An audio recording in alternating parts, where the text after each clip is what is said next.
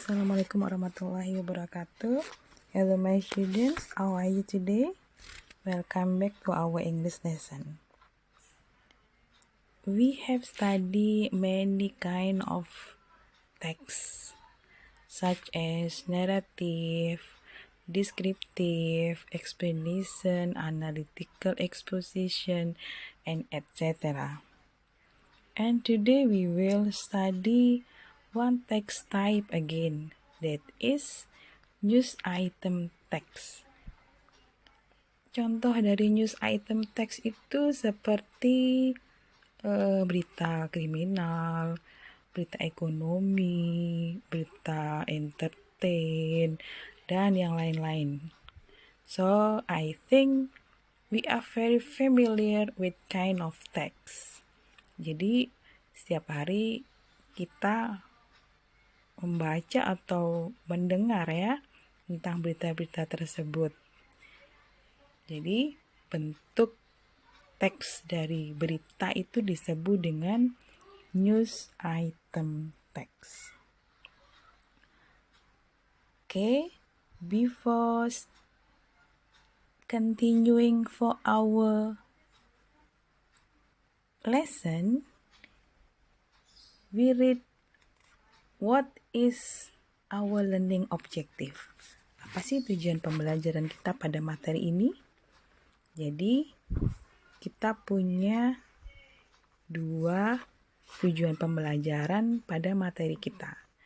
Yang pertama adalah 3.4, yaitu tentang pengetahuan.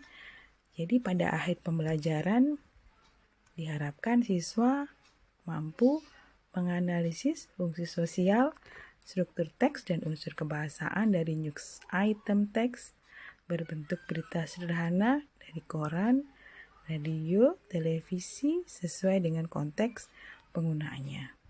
Selanjutnya, untuk prakteknya, siswa diharapkan mampu menangkap makna dalam teks berita sederhana dari koran, radio, maupun televisi. Oke, kita lanjut pada slide berikutnya. Seperti yang sudah kita baca, untuk pengetahuan, we will analyze what is the social function, the text structure, and also the language features of news item text. So we come to what is the social function of news item text. Apa sih tujuan dari penulisan news item? Jadi tujuannya adalah untuk menginformasikan kepada pembaca atau pendengar tentang kejadian atau peristiwa yang layak atau penting untuk disampaikan. Ya, jadi tujuannya adalah atau the social function, the purpose, the communicative purpose of news item text is to inform the readers about newsworthy or important events of the day. And then continue for the generic structure of news item text. We have 3 generic structure of news item. The first is main event or newsworthy event. Jadi peristiwa yang layak, ya, berita utama, peristiwa utama. Ini pada paragraf pertama, in the first paragraph, it is told about the summary of event. Jadi ringkasan dari peristiwa penting pada hari itu. Selanjutnya, paragraf kedua atau paragraf berikutnya ya, itu adalah background event or elaboration, latar belakang peristiwa. So in this paragraph, we tell the chronological of the events. Jadi nanti untuk paragraf pada latar belakang, kita bisa menceritakan secara detail bagaimana sih peristiwa itu sampai terjadi. Nanti dia bentuknya recount. Jadi pada paragraf ini, paragraf background event or elaboration, we will find many past time sentences. Kita akan banyak menemukan kalimat-kalimat berbentuk lampau. Ya. Kemudian untuk paragraf berikutnya adalah sumber atau generic structure yang terakhir adalah sumber. Pada bagian terakhir dari struktur news item text merupakan sumber ya, sumber atau narasumber yang memberikan informasi tentang peristiwa tersebut. Misalnya kalau dia misalnya ketika teksnya berupa tentang berita kecelakaan, jadi nanti ada saksi, ada polisi yang memberikan informasi tentang kecelakaan tersebut. Maka itu disebut dengan sumber dan biasanya diberi tanda dengan tanda petik. Jadi dia kutipan atau kita sebut dengan kalimat langsung atau tidak langsung.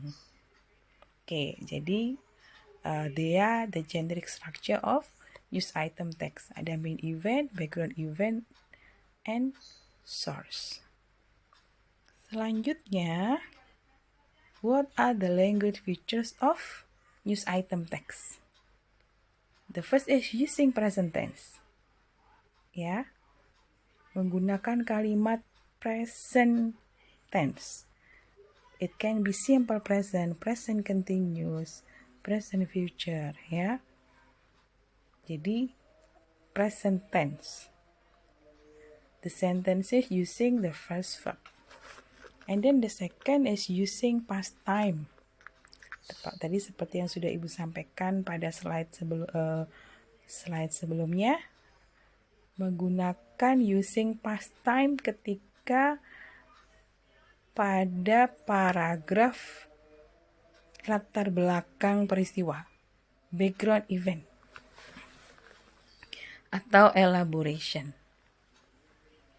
Karena menceritakan kronologi yang sudah terjadi kemarin gitu ya. Kemudian yang ketiga, using pronoun, kata ganti. Akan banyak menggunakan kata ganti ya. Ada I, she, we, you. Jadi menggunakan banyak pronoun. Yang keempat, using direct and indirect speech. Kalimat langsung dan tak langsung adalah ciri utama dari news item text. Nah, yang kelima adalah saying verb. When we find direct and indirect speech, so we will also find saying verb. Contohnya said, he said, said-nya itu disebut dengan saying verb. Kemudian tell, told, claim, state, itu disebut dengan saying verb. Kemudian ya terakhir, the last one is adverb. Kata keterangan, bisa kata keterangan tempat, waktu, atau how, bagaimana, manner ya. Jadi adverb of time, adverb of place, adverb of manner. Oke, Ibu akan memberi contoh teks berita ya. Di sini teks beritanya berjudul Pamekasan Students Wins Math Contest in Romania.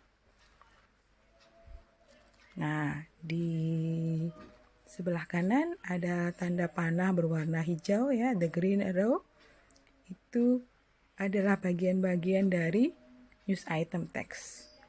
The first paragraph is main event. And then continue. The second and the third paragraph is background event. And the last one is source, sumber. Ya, perhatikan. Sumber. Jadi ada narasumber yang memberikan informasi tentang kemenangan dari Alisa Diva Mustika.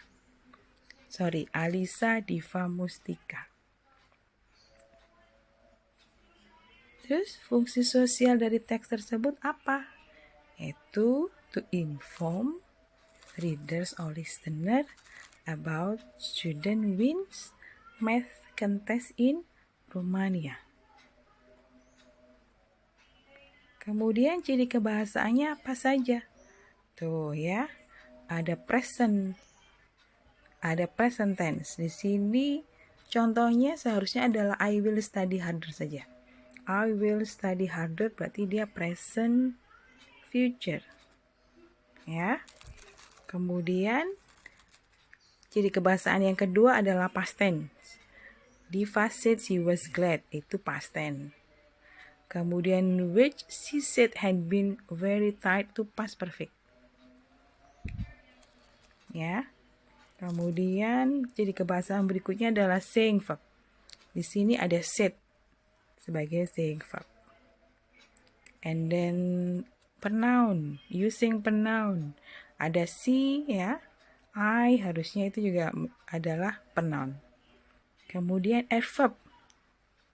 In this text, we find adverb of time and also adverb of place, ya.